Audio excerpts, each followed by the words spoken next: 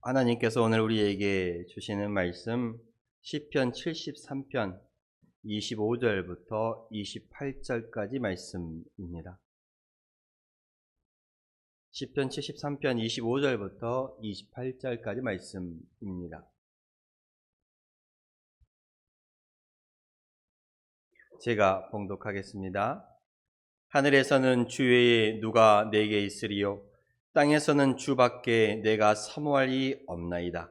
내 육체와 마음은 쇠약하나 하나님은 내 마음의 반석이시요 영원한 분길이시라. 무릇 주를 멀리하는 자는 망하리니 음녀같이 주를 떠난 자를 주께서 다 멸하셨나이다. 하나님께 가까이함이 내게 복이라. 내가 주 여호와를 나의 피난처로 삼아 주의 모든 행적을 전파하리이다. 아멘. 제가 여러분들과 말씀을 나누면서 또 자주 언급했던 구절이기도 합니다. 하나님을 가까이함이 내게 복이라. 이 말씀이 여러분들에게 큰 힘이 되고 소망이 되었으면 좋겠습니다. 참 길지 않는 구절이잖아요. 그 뒤에까지 외우면 좋지만 하나님께 가까이함이 내게 복이라. 내가 주 여호와를 나의 피난처로 삼아 주의 모든 행적을 전파하리이다. 하나님께 가까이함이 내게 복이라. 이 말씀을 늘 가슴속에 품고 힘들고 어려울 때마다 이 말씀을 다시 한번 꺼내볼 수 있기를 소망합니다. 그래, 하나님을 가까이 하는 것이 내게 복이라.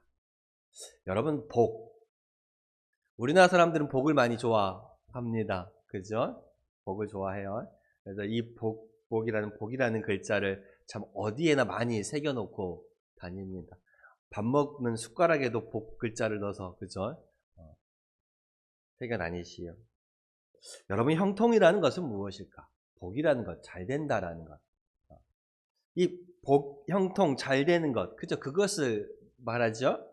사업이 잘 되고, 건강이 잘 되고, 물질이 풍성하고, 하는 모든 것마다 이렇게 평안한 것들을 우리가 복이 있다, 형통하다, 또 세상적으로는 성공했다, 라고 말하는 것 아닐까요?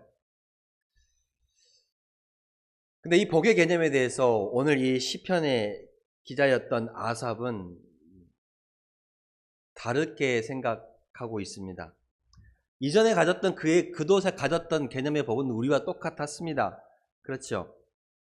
그러나 그가 성소에서 하나님을 만나고 깨달았던 복은 세상적으로 알았던 그 복의 개념과는 조금 달랐던 것이지요.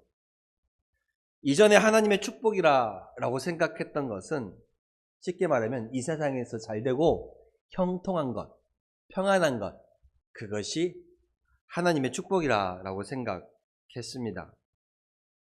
그렇게 그는 참 이해할 수가 없었습니다. 73편 1절과 3절에 보면요, 하나님이 참으로 이스라엘 중 마음이 정결한 자에게 선을 행하시나. 이 말은 무슨 말이냐면 하나님의 축복은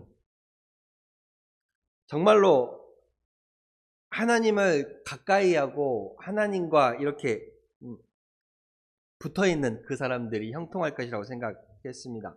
그런데 2절에 보면 나는 거의 넘어질 뻔하였고 나의 걸음이 미끄러질 뻔하였으니 이는 내가 악인의 형통함을 보고 오만한 자를 질투하였습니다. 라고 말합니다.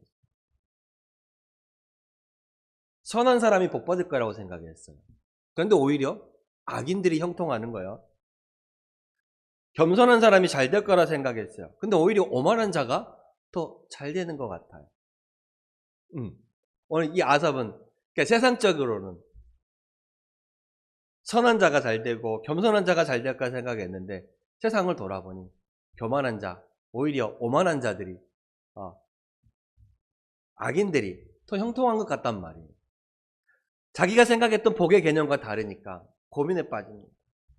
그리고 그는 깨닫습니다. 17절에 하나님의 성소에 들어갈 때에야 그들의 종말을 내가 깨달았나이다. 하나님의 성소에 들어갈 때에야 내가 이 복의 개념을 다시 한번 깨닫게 되었다라는 거예요. 그게 무엇일까요? 20절에 이렇게 말합니다. 주여, 사람이 깬 후에는 꿈을 무시함같이 주께서 깨신 후에는 그들의 형상을 멸시하리이다.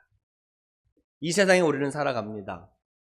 적게는 60년, 70년, 80년을 살아오셨지요. 그러면 이제 얼마나 살아갈까요?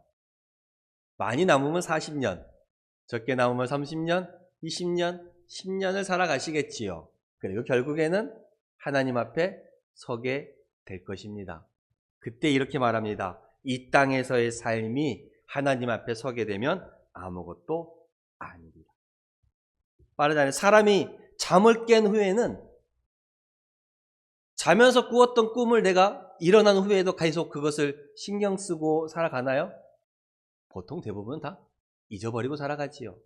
생각나지 않는 경우도 많이 있습니다. 사람이 깬 후에는 꿈을 무시함같이 우리가 주님 앞에 서는 그날에는 악인들의 모습, 교만한 자의 모습, 오만한 자의 모습들은 주님 앞에 다 뭐한다 그래요? 주님께서 그들의 모습들을 멸시할 것이다 라고 말합니다.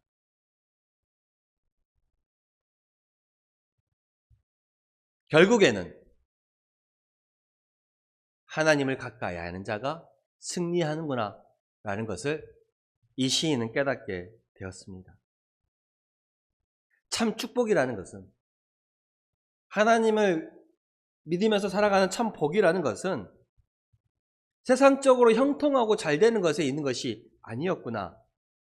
내가 하나님을 얼마나 가까이 하고 있는지와 관계가 있구나라는 것을 깨달았다는 거예요. 세상적으로 아무리 형통하고 번영한다고 해도 하나님을 멀리하는 자는 결국 그 끝은 멸망이라는 거예요. 남은 인생의 시간들을 살고 하나님 앞에 섰을 때에 하나님 앞에 심판을 받게 될 것이고 그 끝은 영원한 멸망이라는 겁니다.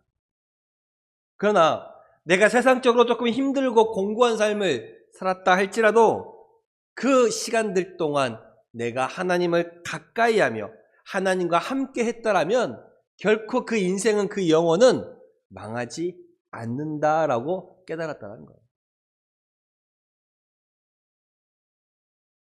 그래서 이 시인은 이렇게 고백합니다. 하나님께 가까이함이 내게 복이라. 하나님께 가까이 하는 것이 비록 이 땅을 살아가면서 조금 힘들지 모르나 궁극적으로는, 결과적으로는 영원한 복락이 우리에게 준비되어 있다는 것을 깨닫게 되니 영혼에 비하면 그 잠깐의 100년도 안 된 시간은 아무것도 아니라는 거예요. 그러니 그 잠깐의 100년도 안 되는 그 시간, 그보다도 더 안 되는 20, 30년의 시간 동안 악인들이 조금 잘 되는 것 같아 보일지라도 내가 그것으로 인하여 질투할 필요가 없었다라는 것을 깨닫게 되는 거예요. 그게 결코 영원한 형통은 아니라는 것입니다. 그렇게 하나님을 가까이 해야 된다라고 이 시인은 고백합니다. 사자성어에도 금묵자흑이라는 말이 있습니다. 먹을 가까이 하면 자기도 검어진다라는 말이지요. 무슨 말입니까? 우리가 무엇을 가까이 하며 살아가느냐에 따라서 그 사람이 달라질 수 있음을 뜻하는 말입니다. 그렇습니다. 남미, 인도나 브라질 그쪽으로 가면 정말 열대우림, 그렇죠? 쉽게 말하면 정글이 있습니다. 근데 그 정글을 찾아서 남극이나 북극으로 가는 사람이 있나요? 그렇진 않지요. 반면에 남극이나 북극으로 가면 우리 눈에 보이는 건 뭐예요? 얼음이지요. 눈입니다. 이건 왜 그럴까요? 왜 인도네시아나 브라질 쪽으로 가면 열대우림이 있고 남극이나 북극 쪽으로 가면 얼음이 있는 것일까? 제가 한번 말씀드린 바 있을지 모르겠지만 그것은 바로 태양과의 거리이지요. 태양과의 거리에 따라 태양과의 거리가 멀면 얼음이, 거리가 가까우면 열대우림이 되는 것입니다. 세상 모든 것에는 거리가 있어요. 우리 사람들도 거리가 있습니다, 여러분. 가장 가까운 거리, 부부라는 거리, 자녀라는 거리가 있습니다. 친밀한 관계의 거리가 있지요. 그리고 그보단 조금 더 먼 친구 또는 이웃이라는 거리가 있습니다. 친구라는 이웃이라는 거리가 있어요. 그리고 그보다는 조금 더 먼 그냥 1년에 한두 번 만나게 되는 또는 이렇게 어떤 공식적인 업무에서나 그냥 바라보게 되는 그런 거리들도 있습니다. 그리고 그냥 모르고 지나치는 그렇죠. 나와는 상관이 없다라고 생각되어지는 그러한 거리들도 분명히 있습니다. 얼마나 가까우냐에 따라서 얼마나 내가 그 사람과 밀접하냐가 보여지게 됩니다. 여러분, 우리의 신앙생활도 그렇습니다. 내가 하나님과의 거리에 따라서 하나님과 여러분의 그 관계의 깊이가 다르다라고 말씀을 드릴 수 있을 것 같습니다. 하나님과 거리가 가까운 사람은요, 하나님과의 관계의 깊이가 당연히 깊을 수밖에 없으니 그 사람의 모든 삶의 중심이 하나님 중심이 되는 거예요. 그리고 제가 저번에도 말씀드렸지만 우리 주님께서 머무르시는 바로 그곳이 축복의 자리입니다. 변화가 일어나고 역사가 일어날지요. 소경 거디 바디메오가 주님을 불러 주님이 머무르시며 그에게 다가갔을 때에 그의 모든 문제가 해결되었던 것처럼 주님과 거리가 가까워 주님과 깊은 관계를 가지고 하나님 중심의 삶을 살아갈 때에 그 사람의 삶과 가정의 문제들이 해결되고 위로함 받는 것입니다. 주님이 머무르시는 바로 그것이 축복의 자리이지. 그러면 여러분들이 하나님과 가까이 하며 살아가기 위해서는 어떻게 해야 할까? 가까이 하며 살아가기 위해서는 먼저 가깝다라고 표현하기 위해서는 여러분 어때요? 그 대상에 대해서 알아야지요. 가깝다라고 얘기했는데 나는 그 사람에 대해서 잘 몰라. 그러면 가깝다라고 말할 수 있습니까? 가까운 사이, 친한 사이, 깊은 사이라고 말할 수 있어요? 아는 것이 없는데? 그렇잖아요. 그러면 내가 하나님과 가까이 하기 위해서, 가깝게 되기 위해서는 어떻게 해야 될까요? 내가 하나님을 알려고 했어야지요. 하나님에 대해서 알아야 하지 않겠습니까? 그렇죠? 하나님에 대해서 알아야 해요. 하나님에 대해서 내가 알아야 가까이 되는 거예요. 그러면 알기 위해서는 어떻게 해야 돼요? 들어야지. 듣지 못하고는 알지 못합니다. 볼 수도 있지요. 보기도 해야지요. 여러분 지금 하나님의 말씀을 듣고 보고 있습니다. 하나님과 가까이 하기 위해서는 하나님을 알아야 되고 하나님을 알기 위해서는 자주 말씀을 들어야 하지 않겠습니까? 자주 말씀을 들어야 합니다.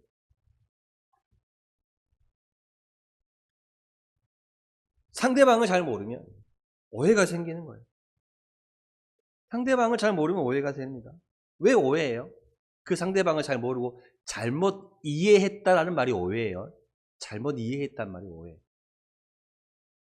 잘 모르기 때문에 오해가 생기는 것입니다. 잘 알면 오해가 생기지 않는 것이지요. 왜 오해가 생겨요? 상대방을 바라보기보다 이해하기보다 누구를 먼저 보기 때문에 그래요. 나 자신을 먼저 보기 때문에 그래요. 나 중심으로 살고 나를 먼저 보고 내가 우선이기 때문에 상대방이 안 보이고 그 말이 안 들리고 그가 보이지 않는 거예요. 그러니 그에 대해서 잘 모르기 때문에 나 중심적으로 먼저 판단하고 이해해버리기 때문에 오해가 생기는 거예요. 우리도 신앙생활 하면서요. 신앙생활을 길게 하신 분들이 있어요. 그런데 그 신앙생활이 교회 문턱만 왔다 갔다 하는 사람도 있습니다. 그러면 그러다 보고 그 사람이 시험에 들고 어려움이 당하잖아요. 여러분, 예수 믿는다고 시험에 들지 않고 어려움이 들지 않는 건 아닙니다. 시험에 들고 어려움은 누구나 다 겪습니다. 그러나 그 기간들을 통해서 그 기간을 어떻게 넘어가며 그 문제 뒤에 계신 하나님을 우리가 어떻게 바라보냐에 따라 달려있다라는 것입니다. 아무튼 그렇게 교회 문턱만 겨우 왔다 갔다 하는 사람들은요. 시험에 들면 금방 넘어져 버려요. 그러면서 원망하게 되죠. 하나님을 원망합니다. 내가 이렇게 그래도 교회를 다녔는데 내가 이렇게 신앙생활을 했는데 왜 이런 고난과 고통을 당하느냐고 하나님께 원망합니다. 불평합니다. 왜 그래요? 아직 하나님을 잘 모르기 때문에. 관계가 아직 멀기 때문에 그러는 거예요. 관계가 아직 내가 하나님 관계가 멀기 때문에 내가 하나님과 아직 잘 모르기 때문에 쉽게 시험에 들고 쉽게 실망하고 쉽게 좌절하고 쉽게 불평하는 거예요. 하나님과 깊은 관계 속에 있는 사람은요, 내 삶 가운데 어떠한 일이 있다 할지라도 인내심을 가지고 기도하면서 하나님의 뜻을, 하나님의 시간을 기다리는 거예요. 하나님의 뜻과 시간을 기다리는 것이죠. 내가 응답을 바라는 때와 하나님께서 주시는 응답의 때가 다를 수 있음을 우리는 깨달아야 합니다. 예수님께서 사랑하시는 나사로, 그렇죠? 그의 누이들 마르다와 마리아가 주님을 초청했습니다. 그들이 주님이 오시기를, 주님을 만나기를 원하는 때는 언제였어요? 나사로가 죽기 전이었어요. 그렇죠? 주님의 응답의 때가 언제였습니까? 내 오라버니가 죽기 전에 주님께서 이곳에 오셨으면 내 오라버니가 죽지 않았을 것입니다. 얘기하잖아요. 그들이 원하는 기도의 응답의 때는 그때였어요. 그런데 주님은 어땠어요? 주님은 나사로가 병들었단 말을 들었음에도 불구하고 그 계시던 곳에 이틀을 더 계셨습니다. 그리고 나사로가 죽고 무덤에 들어간 이후에야 그곳으로 가게 됩니다. 왜 그래요? 주님이 나사로가 죽을 병에 병들었다는 소식을 듣고 뭐라고 말씀하십니까? 이 병은 죽을 병이 아니라 하나님의 영광을 위하여 그렇다라고 말씀하셨습니다. 하나님의 영광을 드러내기 위해서 예수님은 나사로가 죽기까지 기다리셨고, 마르다와 마리아는 나사로가 죽기 전에 주님 오시기를 기다렸다는 것입니다.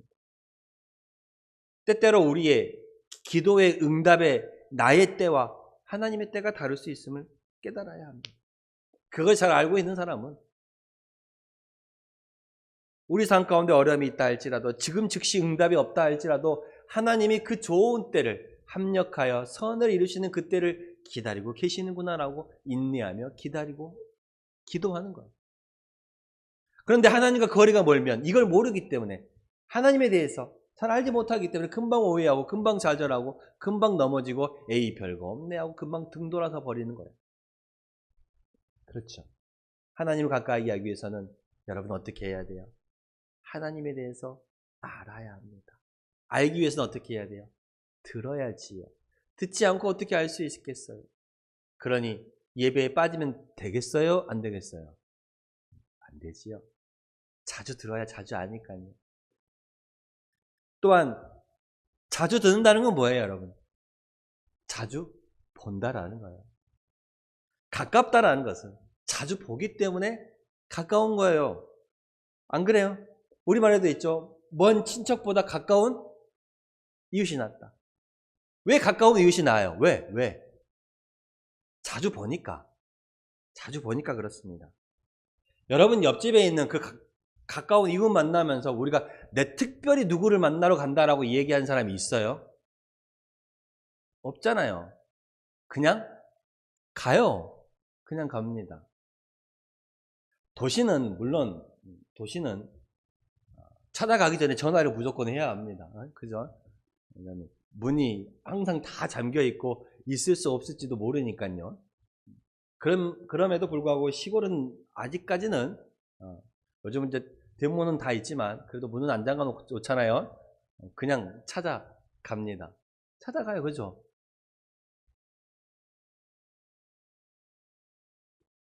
이웃을 만날 때, 자주 보는 사람을 만날 때 우리가 뭐 특별히 누구를 만난다라고 특별히 만난다고 말을 하지 않습니다. 그렇죠? 이웃을 만나러 갈 때 뭐 머리를 막 감고 이렇게 단장을 하고 막 예식장 찾아가듯이 꾸미고 찾아가시나요? 아니죠. 왜요? 자주 보니까 격식이 없는 거예요. 자주 보니까 이해가 되는 거예요. 그죠? 자주 보니까 가까우니까 그렇게 만납니다. 그런데 오랜만에 특별히 만나는 사람들은 어떻게 해요? 여러분이 평소에 입고 다니는 그 옷 입고 만나시나요? 아니죠. 오랜만에 만나는 사람은, 정말 아주 간혹 만나는 사람은 좀 몸을 좀 단정히 좀 하고 내가 조금 그 사람한테 신뢰되는 건 없나 하고 보지 않나요? 그렇죠. 오랜만에 만나는 사람은요, 체면이 있어야 되고 격식이 따라 붙게 됩니다. 특별히 누군가를 만난다라고 말하는 것이죠. 여러분, 하나님과도 여러분이 자주 봐야 돼요. 자주 만나야 돼. 만나야 돼야 격식이 없고 가까워지는 거예요. 그래서 어떤 사람은 툭 치면 오 주여란 말이 막 밖에 툭툭 튀어나오는 것처럼 삶이 그냥 건드리면 주야. 건드리면 주. 아이고 주여. 아이고 주여. 왜요? 가까이 있는 사람은 주님을 가까이 하게 되고 그 주님이 내 삶의 중심이 되기 때문에 건드려도 툭 튀어나오는 말이 주라는 말이 먼저 튀어나옵니다. 그러한 가까움이 여러분에게 있어지길 소망합니다. 가까워지기 위해서는 하나님을 자주 만나야 돼. 하나님을 자주 만나기 위해서는 어떻게 해야 돼? 또 한 번 말씀드리지만 예배에 빠지면 되겠어요? 안 되겠어요? 안 되지요. 예배에 빠지면 자주 만나는 게 아니야. 그죠? 자주 만나는 게 아닙니다. 그리고 하나님과 더 가까이 위해서는 기도를 해야 합니다. 기도를 해야지요. 가깝다라는 것은 서로 이야기를 많이 한다라는 거예요. 그죠? 이야기를 많이 합니다. 이웃들과도 가깝다라는 것은 서로 말을 많이 하기 때문에 가깝습니다. 대화를 많이 하지요. 하나님과 여러분이 또 가깝게 되기 위해서는 기도를 해야 합니다. 기도를 너무 어렵게 생각하지 마십시오. 누누이 말씀드리잖아요. 오늘 권사님이 앞에 말씀하시는 것처럼 앞에 나와서 대중들을 대표해서 하는 기도도 있고요.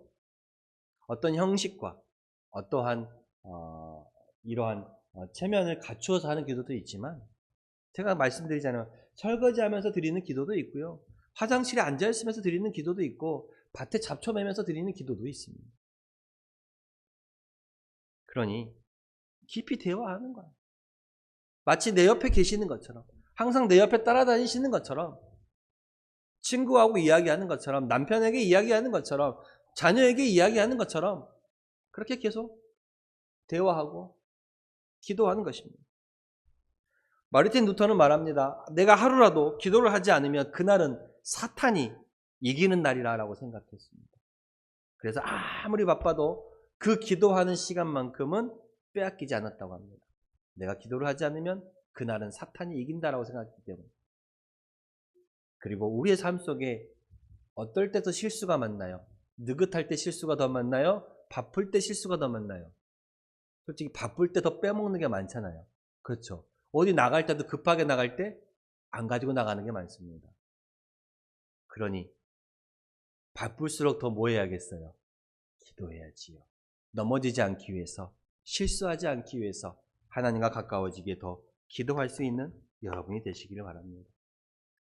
이렇게 하나님을 자주 만나고 자주 보고 자주 기도하면 여러분의 삶의 모든 순간이 하나님과 동행하는 순간이 되게 되는 것입니다. 그것을 뭐라 그래요? 포도나무 비유에서 말하는 것처럼 내가 주 안에 살고 주님이 내 안에 사는 것입니다. 너희가 내 안에 거하고 내 말이 너희 안에 거하면 무엇이든지 원하는 대로 구하라. 그리하면 이루리라. 너희가 내 안에 거하고 내 말이 너희 안에 거하면 무엇이든지 원하는 대로 구하라. 그리하면 이루리라. 말씀하셨습니다. 내가 주님 안에 거하고 주님께서 내 안에 거하실 때 삶의 모든 순간이 주님과 동행하는 순간이 되는 것입니다. 이럴 때가 신앙인이 가장 강할 때고 가장 행복할 때입니다. 신앙적으로 주님이 내 안에 계시고 내가 주님 안에 있을 때 그때 가장 힘이 되는 순간임을 깨달으시길 바랍니다. 여러분 무엇을 가까이 하냐가 참 중요합니다. 그래서 오늘 시편 기자는 깨달았습니다. 하나님을 가까이 함이 내게 복이라. 여러분 삶 속에 무엇이 가까이 있습니까? 문제가 가까이 있으면 그 문제만 보이는 거예요. 입에서 원망과 불평만 나오는 사람들은요, 그 문제가 항상 가까이 있기 때문에 그 문제만 보기 때문에 원망과 불평이 보이는 거예요. 그죠? 그게 눈앞에만 계속 보이니까 그 말이 나올 수밖에 없는 거예요. 그게 가까이 있으니까 항상 그 말이 나올 수밖에 없는 거예요. 그런데 신앙인들은 어떻게 돼요? 그 문제 너머에 계시는 하나님을 바라볼 수 있어야 합니다. 그 문제 너머에 계시는 하나님을 보이십시오. 하나님을 가까이 하면 하나님이 크게 보이고요. 문제를 가까이 하면 그 문제가 크게 보입니다. 기억하셔야 합니다. 저도 안과에 가서 검사를 받지만 저도 벌써 노안입니다. 네. 작은 글씨가 잘 안 보여서 이렇게 봐야 되죠. 네. 가까이 하면 잘 보입니다. 그렇지요? 잘 안 보이면 어떻게 해야 돼요? 가까이 가면 보입니다. 여러분 삶 가운데 문제가 가까이 있고 그것만 들여다보면 계속 문제만 보이는 거예요. 그게 여러분의 삶의 주가 되는 거예요. 그런 입에서 뭐가 나와요? 힘들단 말이 나오고 죽겠다는 말이 나오고 원망과 불평이 나오는 거예요. 그런데 신앙인들은 그 문제 너머에서 역사하시는 하나님을 볼 수 있어야 합니다. 그럼 어떻게 해야 돼요? 하나님을 문제보다 더 가까이 다가와야지요. 그런 게 하나님이 더 크게 보이면 문제는 작게 보이는 것입니다. 왜요? 하나님이 더 가까이 있으니까요.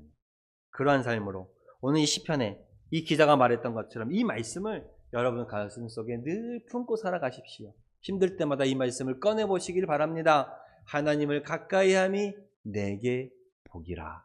내 삶의 자리가 공고한 자리일지라도 하나님이 나와 가까이 하시면 그것이 곧 복이다 라는 말씀을 갖고 살아가시길 소망합니다. 기도하겠습니다. 하나님 감사합니다. 하나님을 가까이함이 내게 복이라 말했습니다.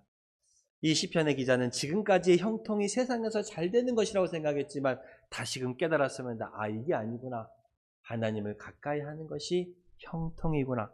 하나님을 가까이 하는 것이 곧 복이구나를 깨달았습니다. 우리도 이 사실을 잊지 않고 깨닫는 우리 성도들이 다 되게 하여 주시옵소서. 예수님의 이름으로 기도드렸습니다. 아멘.